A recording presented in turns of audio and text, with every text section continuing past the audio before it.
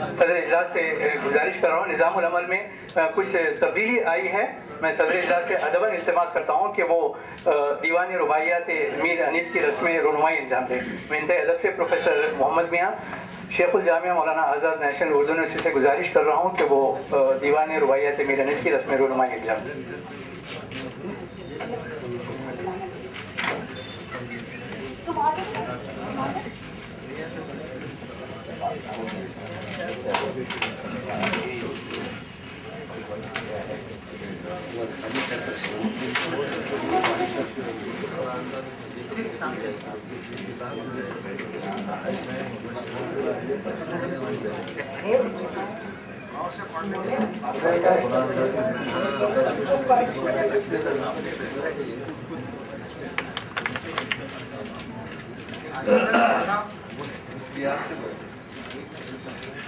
उर्दू तरफ